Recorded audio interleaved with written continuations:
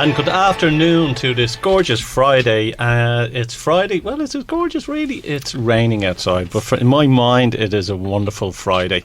And thank you for joining us today. Unfortunately, Simon cannot be with us. He is in the UK or travelling back from the UK. But we do have three interesting guests in the studio, all looking either very nervous or very confident. I haven't decided which. We have Claire Harrison, we have Justin Carty and Jason Cooper. Welcome, guys. How's everybody? Oh, good. Great. Yeah. Great. Well, do you know, who's been on? You've been here before. I've been here before. You've been here before. Stephen was here, I think. Yes. No, Stephen was there. Right. You're sitting in my chair today. That's right. I feel quite privileged, actually, because I always see the pictures and you're always sitting here, so it's good to be in your chair for a change. You like the crown, isn't I it? do, yeah. Maybe I'll start interviewing people. Well, maybe I'll start interviewing you. That's good. That's it. And Claire, have you been on radio before? I've been on radio before once. When I was in school, so we were in the mental health public speaking championships for the All Irelands. Now that's going back about 13 years ago, so showing my age. But so once, long time ago. We're just talking about years gone by, like over 20 years ago I was a bus conductor, so that's showing my age. We were talking about that. And you've been on radio a few times as well. I have, yeah. No, I've been very lucky to be on radio quite a few times, and it's in the family. And my brother is Colm Hayes, who's on Radio Nova. Really? Wow. Yes. Your claim to fame. That's it. That's as good as it gets. In the shadows. A very, very big shadow that I have to really work with inside. In that as well. But look, thanks for all coming. You are all experts in your own field. You are all consultants as well. One, you would be in sales consultancy, we've IT consultancy, and self-development consultancy. Would that be right? Yeah, I suppose self-development, exactly. So a question I want to ask is why did you get into where you are at the moment? Jason, I'll start with you.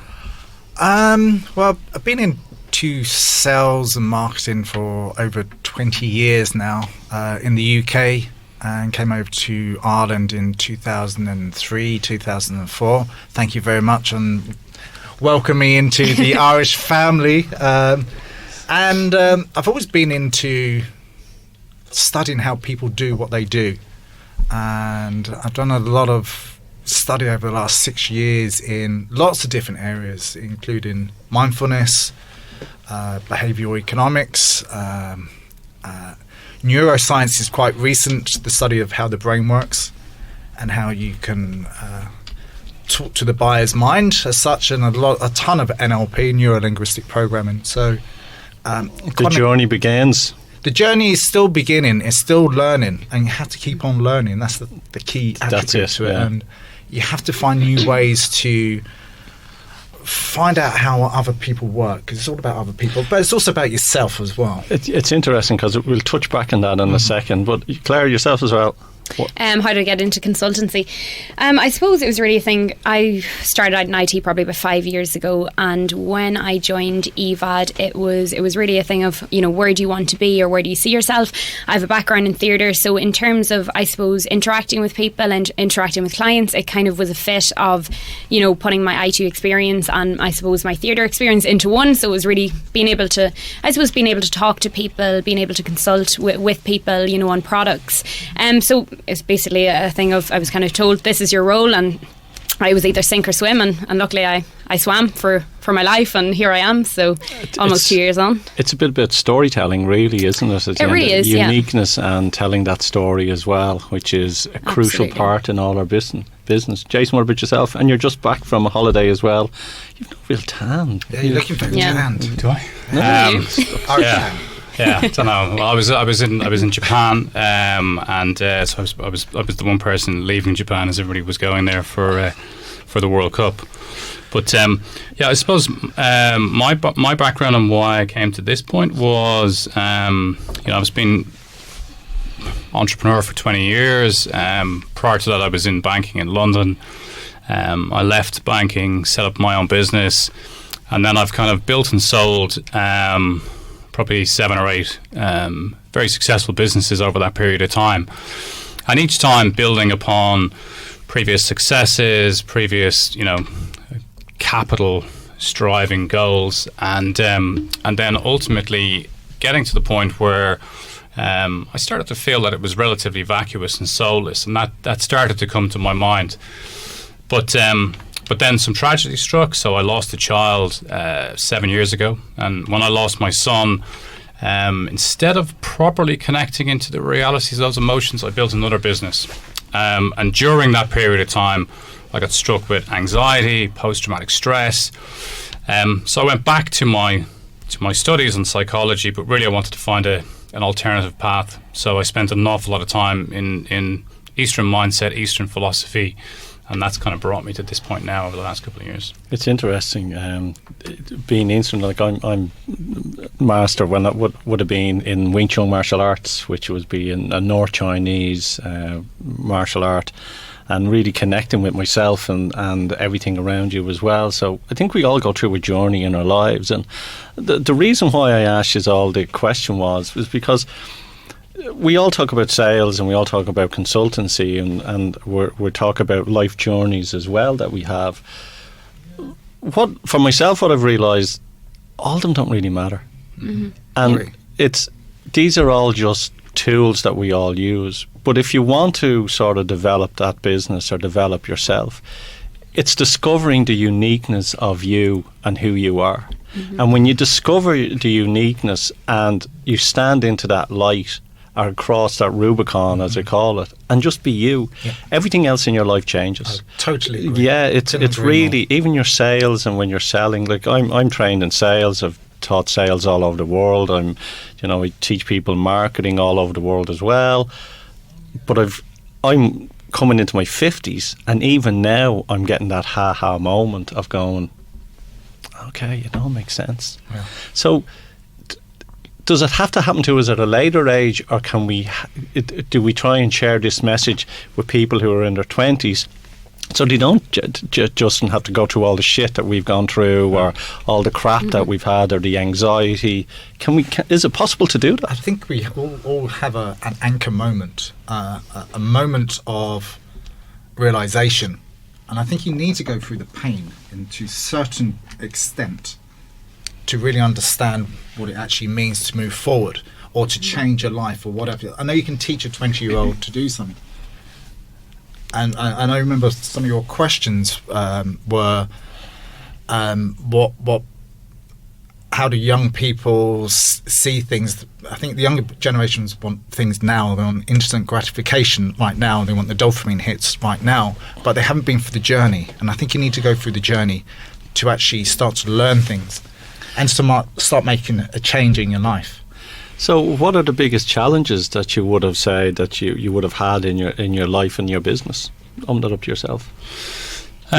Which you've discussed already, but yeah, I mean, look, ultimately losing a child is something that you will never really contemplate at all. And when that arrives, everything else, really fades into insignificance.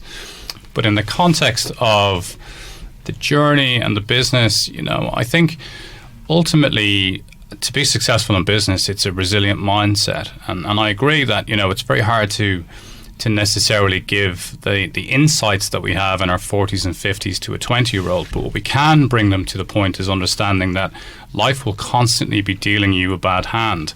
And those who walk away from the table are the ones who can accept that eventually the good hand will come. You have to bide your time and wait.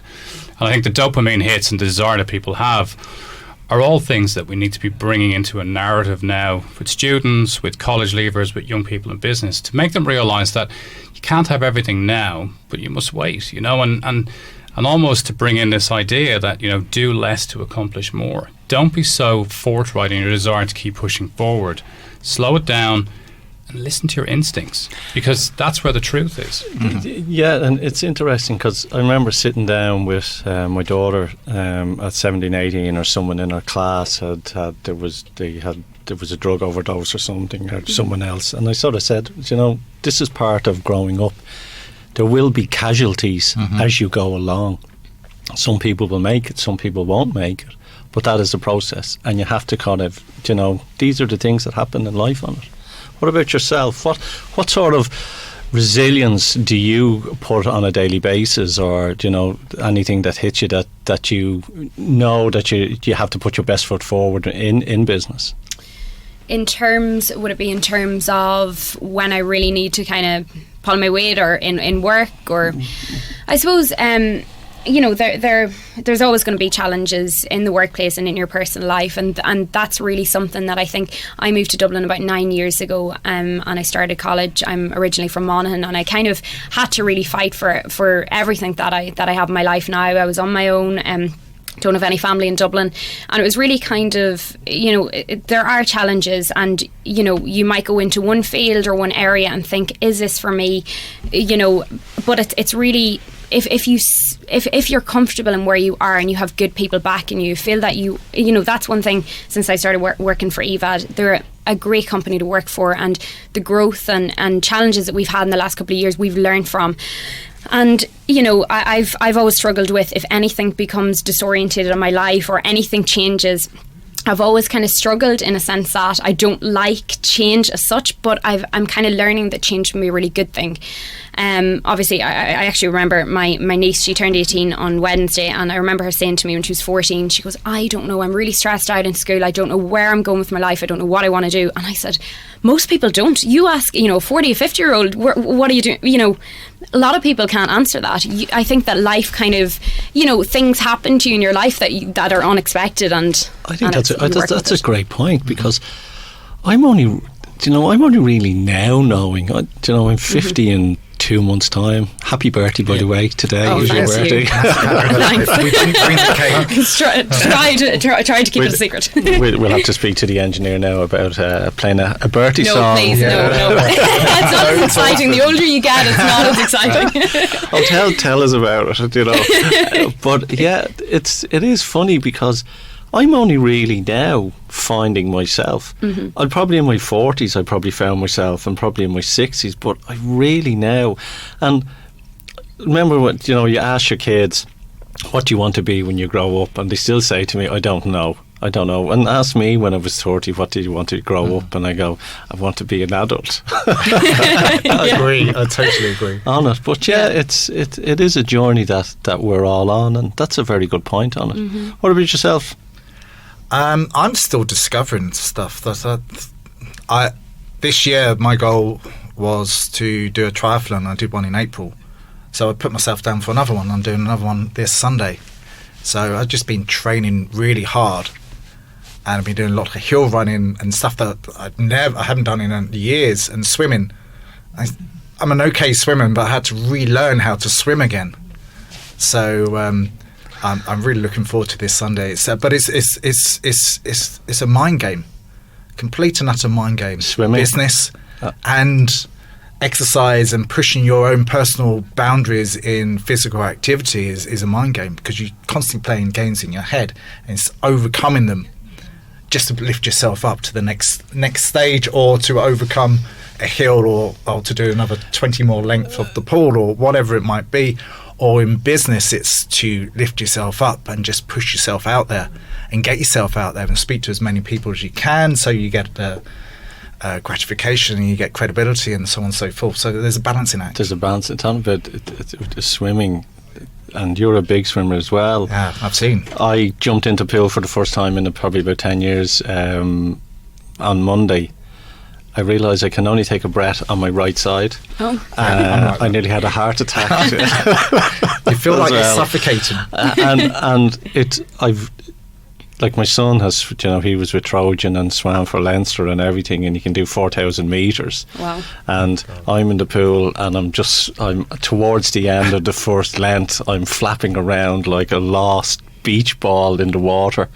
And it's stamina. It's actually stamina. And it made me realise, when you want to, in business, push through as well, you need that stamina. You do. It's breaking up on it.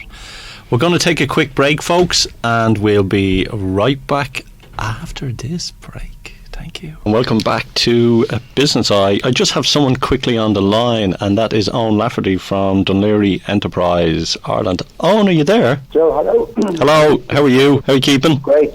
I'm very good, thank you. We're very excited about this event that we're going to be running on the 5th. Yeah, tell the audience about this event. It's going to be on Saturday the 5th of October, where it is and what's it about. Yeah, so I look after economics for St. Mary Rathdown, and as part of a wider piece, I'm on a panel where it's basically Dublin Regional Enterprise Strategy, and what it's about is trying to support entrepreneurism and enterprise, and figuring out how we can do that in a kind of in a strategic way. So one of the things that I've noticed in my career supporting entrepreneurs and being around people who support entrepreneurs is very little support for those people. So most people rely on their existing, what they know. So this event on the 5th of October in UCD, it's a Saturday, is being run by a gentleman called Bill Orlett. So Bill is top of his game. He's internationally known as being a rock star in this space. What Bill has done, he's written a book. He's a very successful author. He's raised hundreds of millions of dollars for his own companies. And he has basically written a book called Disciplined Entrepreneurship. And so that's all about, he's basically created 24 steps to creating a successful startup. So he's in MIT. A lot of you may know Massachusetts Institute of Technology, which is famous for technology and the technology spin-outs. So he's the managing director of the Martin Trust Centre for Entrepreneurship. So not only has he done it, but he's surrounded by people who are doing it. So he's distilled all this knowledge into a book called Disciplined Entrepreneurship, and we're very, very lucky to get him over to Ireland, to Dublin, to support people who are mentoring entrepreneurs in their journey. So it's so that's it's a morning. It's from 8:30 in the morning till 3:30. I know it's a bit early on a Saturday. There's no rugby on, but if you are a dedicated entrepreneur. Yeah, well, it's the other way of looking at it is that no one's going to be asking you on the phone. Maybe your family will be, but you don't have to answer any work calls, hopefully. Where can people get the tickets on? So the tickets are very reasonable. They're €25, and we have a website, a dedicated website for. So it's called mentorsupport.ie. So that's MENTOR support.ie. Brilliant. So we have a lot of people sign up already, and we have opened it up, Joe, to people who aren't solely mentoring, but entrepreneurs who are interested in understanding how to do this in a way that, I guess, in Bill's own words, it's about creating value by focusing on one market opportunity that you can dominate, quantifying the unique value that you bring to the entire customer, designing your product and building your product in the most efficient way possible. So, and it goes on to overcoming common obstacles and getting your product adopted by customers and identifying and testing key assumptions. But a lot of it is about, the core for this session is all about validation, really, Joe. And I have seen in my experience, I've seen a lot of people who haven't validated their product or their service properly. You're like a wise old owl, Owen. Do you know that? So that's that's as wide as a tree full of arrows. Oh, look, we'll pop that up on the site as well during the week. It's going to be, I reckon, it's going to be a great event, and hopefully we'll see you there as well. And we'll just give the shout out where people can get the tickets again. So it's mentorsupport.ie. Brilliant. So Bill is world class. He advises governments, state agencies around the world. We're very, very lucky to get him. So don't miss the opportunity if you're in that space, an entrepreneur or a mentor. And the price in the tickets? It's €25. It's really just a nominal. Oftentimes people book and don't turn up. So we just want people to do it. Brilliant. So we're here to support. That's what we're doing. So we need to understand how many people are going to turn up on the day. So we'd love to see as many budding entrepreneurs and experienced mentors. It doesn't matter how experienced you are as a mentor, you can always learn something new, and this will give you a framework to have conversations with clients that you may not be that comfortable having conversations with because of the level of the technology, etc. But this gives you a framework to allow you to have those conversations and ultimately add value. Thanks, Owen. That's great. Thanks. And we'll talk to you soon. Thank you. That's Owen Lafferty on from Enterprise Ireland in Dunleary, talking about an event that's coming up for Enterprise Ireland. Talking about events and networking. I believe the networking summit is on today. That's right. Do you do a lot of networking yourselves? Yeah.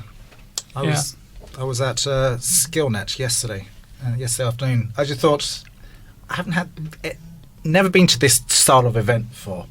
So I thought I'd go and check it out, and I didn't really know that many people. Ironically enough, I knew 3 people in the room out of 300.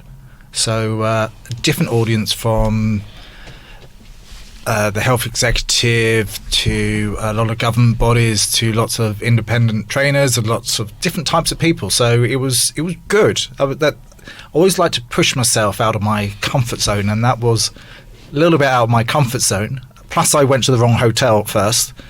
There's silly me, and then I had to walked in there very sweaty and another feeling. I ran an event a couple of weeks ago, and the people came in and went, "Hello, I'm here," and I went, "Oh, it's great to see you," and I shook their hands, gone diddly, and I was going, "I don't know who these are." and then 15 minutes into the event, I go, "I'm sorry, we're at the wrong event." I go, "Okay," and I had Justin McGuire, who's doing tickets at the door, and he's going, "Those people are there, and I don't have their names," and I just go, "Oh, well, I don't know," and then they realised they were in the wrong room. It wasn't about gardening or anything like that. Yeah. I could vouch for Jason, because I've actually seen your face at events and things like that. So I knew whenever, obviously, you were coming on today, I said, I know that guy. Maybe we've talked before in the past, Probably, but of course, my past in the past, you never know. I've heard a lot about Justin as well, but never met you, so it's a pleasure to meet you today. Thank you. Pleasure all mine. Thank you. But here's the thing. We all talk about networking, and for me, it's the human connection, the talking and all. But does networking bring in business, or is it just building your community? I think networking absolutely brings in business. I'm actually a member of the Dublin Network group, and actually Simon is part of it. We do it at 7 a.m. every Thursday morning, and we built up connections, we liaise on clients, and it's really building that trust as a business. But we are currently working on projects that we've I suppose gained through the Dublin Network and through members of the Dublin Network. Again, I think I feel like it's a lot about who you know, and people need to trust you. People need to trust you as a person. People need to trust your business, and there's a lot of this is a customer that we worked with before, or and being able to vouch for people. But I do believe personally that networking absolutely works. Again, you have to kind of you can't spend all day every day networking. You need to kind of section it in terms of how to be proactive in your day. But I don't know if I guess you two would agree with me on that. Yeah, I think it's an important part of any business, and I think the foundation of how you're going to operate is key. So knowing who your customers are and where your reach is going to be, and how much time, as you rightly say, Claire, how much time you actually spend on networking needs to be defined. But I think I suppose in the current iteration of Justin Caffrey, I'm lucky that I just deal with people on a referral basis, but that's not to say that I don't network by not really moving outside of Greystone. So, LinkedIn and the ability to post videos allows us to do that. So I think networking for different types of businesses will look and feel very different as to how they do it, and it's understanding what's best for you. Yeah, but is networking marketing? I don't think it is. I think there's quite a subtle difference in the context of it, because networking, ultimately you want to use it as a way and means, as you say, Claire, that people buy people. It's getting that level of trust and understanding. Then you're going to market to them, but first of all you need to bring them to your village and get them comfortable with who you are, and then there's an opportunity to sell. Yeah, but where, like myself, a lot of my clients would be outside Ireland, so I don't ever get a chance to network with them.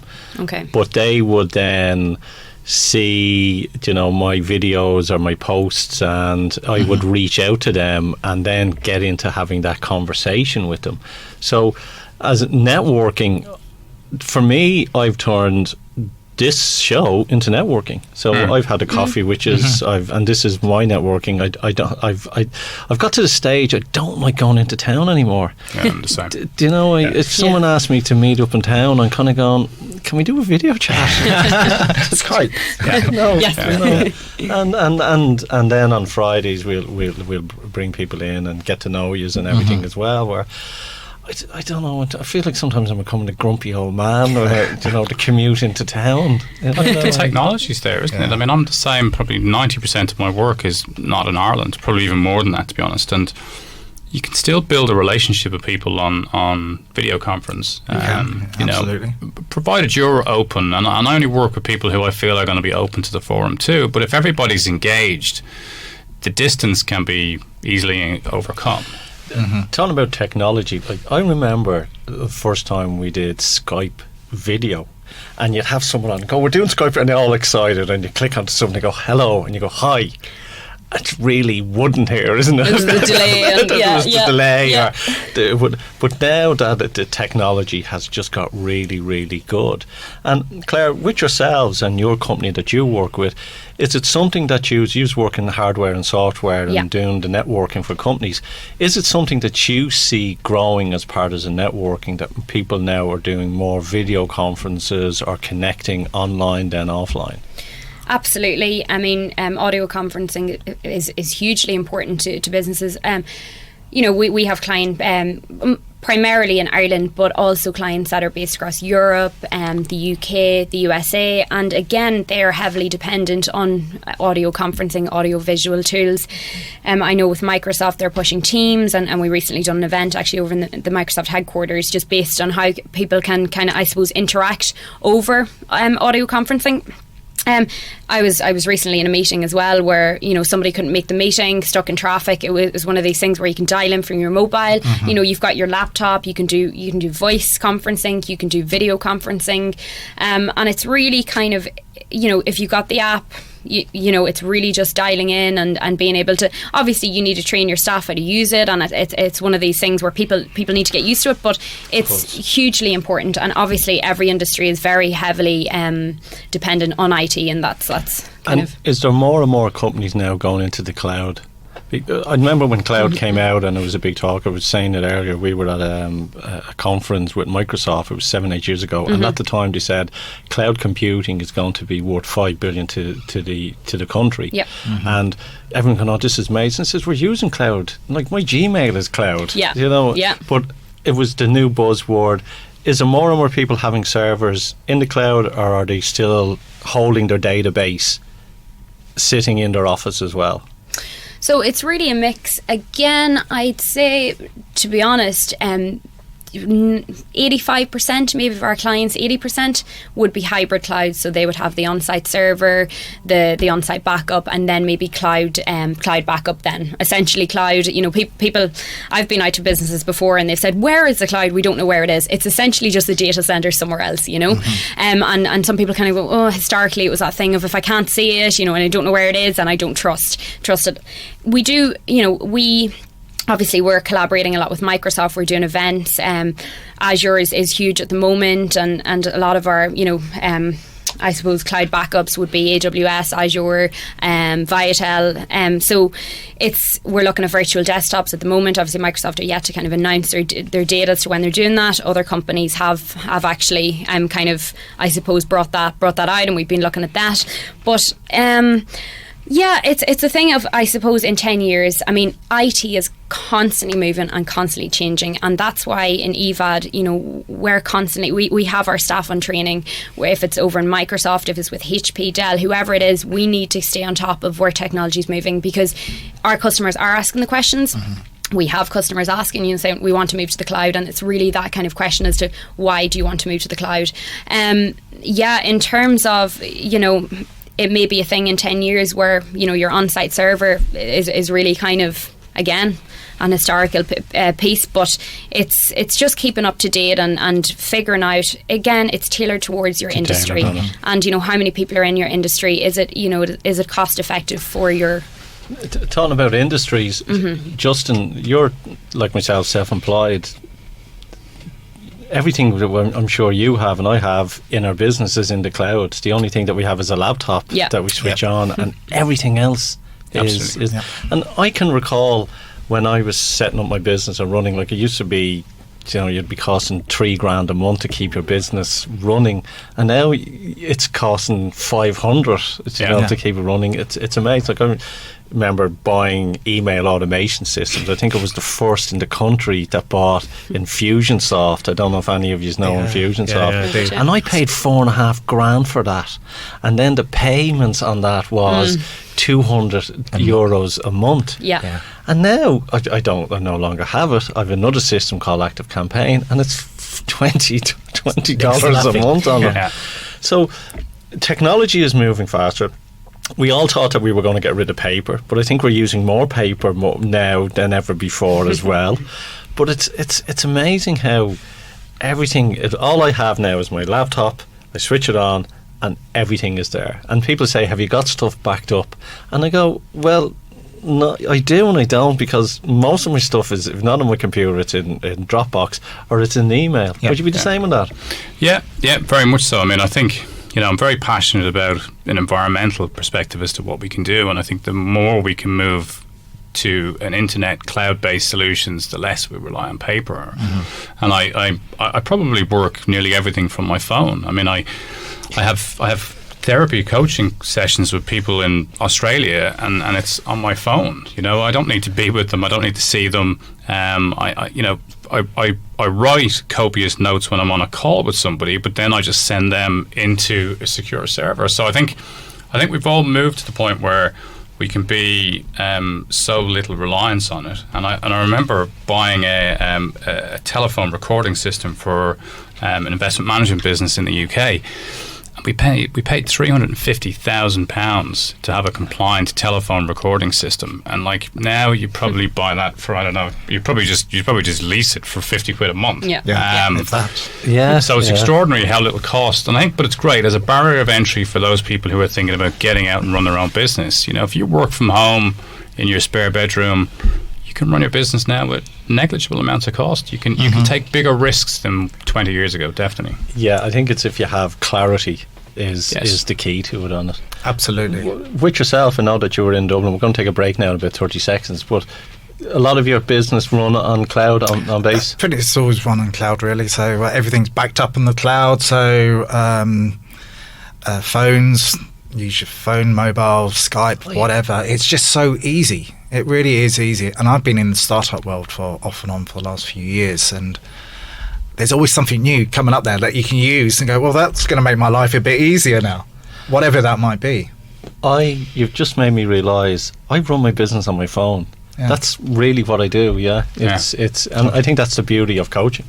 We can be in any place in the world, and if our phone is there, but the only problem is the batteries are crap. They are. I have about 20 battery packs lying around the place. Very important. Constantly charging. My battery is on my cigarette lighter's gone in the car, right? And I went to get it fixed. I thought it was a fuse, and he says, "Oh no, we have to take all this out and all this." It's just no, hang on, I'll buy a battery pack. We're going to take a quick break, folks, and we'll be right back. And welcome back, folks.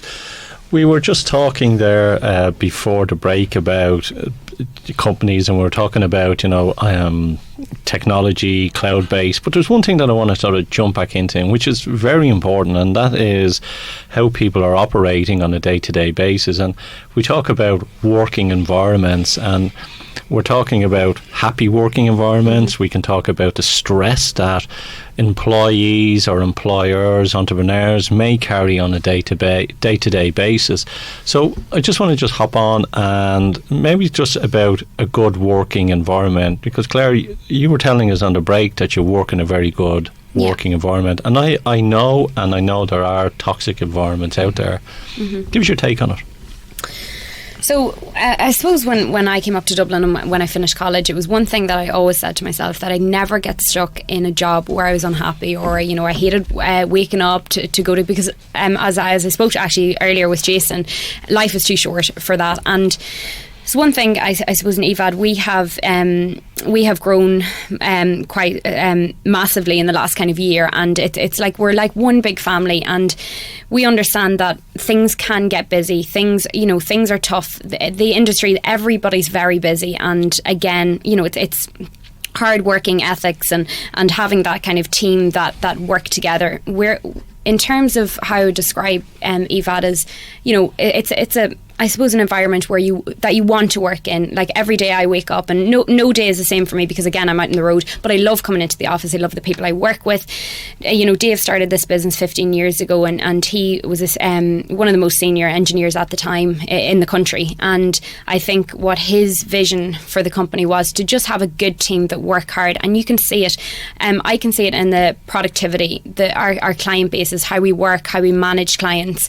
I think that if you had a toxic work environment, you would not be as productive, in a sense that how you work, how you collaborate, and how if we need to pull together as a team, we absolutely will. If we need to talk to each other about anything, we'll advise. How many people are employed? Currently I think there is 33 of us at the moment. Yeah. Do you want to make that 37? Do you want to throw on a CV, lads? You guys want to work? I will be there by Monday. Yeah. What's the pay grade? Yeah. Speak to Dave on that. What prospect? Where will that be in 5 years? but it's interesting that you're talking about a happy environment, because there is toxic, and one of the things that there is a lot of organisations, and I've said this before, that if there is someone who is toxic in an organisation, they could be affecting everyone else in that 100%. Team. Mm-hmm. And sometimes, if you get rid of that person, it'll work better. Yeah. But there's also the other element where some of the most successful companies out there at the moment have toxic leaders. They do. We're talking big, large organisations who are making millions and billions have toxic people. And the question there is, okay, these are great, huge, big organisations. This person is running it, but would it even be better if they were removed? Because you get to a stage in life and in business where you know where you are, and then you hire other people that are better than you to take the company on. Cool. So is that a philosophy that, okay, it's ego driven, it's then causing fear and anxiety within an organisation? So how, if there's someone out there and they're working and they're in a toxic environment, what would you recommend for it to change, Justin? Well, I think, Joe, to be honest, like having spent a lot of time so I do a lot of work with professional sports people, and I do a lot of work with entrepreneurs and very senior CEOs, and some of them would be senior in definitely some of the more global toxic businesses, and that's always a challenge for an individual at a corporate level.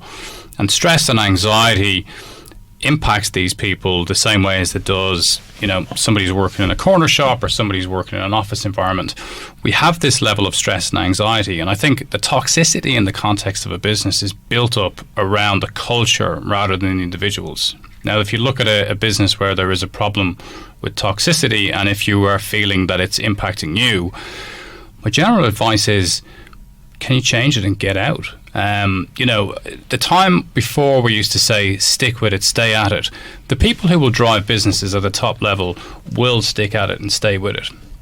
And so much so that I had a conversation this morning with a very, very senior, very successful person in a major global business who I coached 3 years ago. And he has come to terms with the reality of what his business has been selling globally. And he's now spoken to me about setting up a social fund out of Dublin to help society. So I think success and people who drive forward know that they should never look right or left. They're always determined and focused and stay on the path. And that way you can be Donald Trump and keep moving forward, or you can be the Dalai Lama and keep moving forward. The problem is the yin and the yang of success, whether it's with toxicity or with a more open mind, doesn't change. If you keep the drive, you will keep getting there. Keep driving on. And it works for good and bad people. Mm-hmm. Jason, how do you, as an entrepreneur, focus on your day-to-day basis of keeping that level of happiness? Well, that's always the challenge, is trying to keep your level of focus. When we all have dark moments from time to time, and it's looking at something that can snap you out of it. So when I'm having a tough moment, I get myself out of it. I go for a walk. I go for a run. I go out and I find greenery, trees, walking along. I'm lucky where I live. I can walk to a wood within 5 minutes. I can just sit out there and chill out and look around, close my eyes, whatever, and imagine how it is to be happy. And take some deep breaths. I always find deep breathing, hold in for 4, breathe out for 4, or whatever it might be, and get yourself out of that environment and come back in. I know when I've been extremely stressed before in the past, I'll do something to just change my state and get out of it. It doesn't always work, but you just have to keep challenging yourself to get out of that area and then come back in again. Something that I've learnt, and something that I've learnt from my mum, actually. She's been a yoga teacher for many years, and it's sort of changing your state. It is. It's, stop living in your head, really and truly. Absolutely. Yeah. Claire, where can people find you or reach out to your company as well? Yeah, so we're Evad IT Solutions, so you can get us on www.evad.ie. Again, LinkedIn, we're all on LinkedIn, the team are on LinkedIn. You can reach out to us there. We have our support line, our sales line.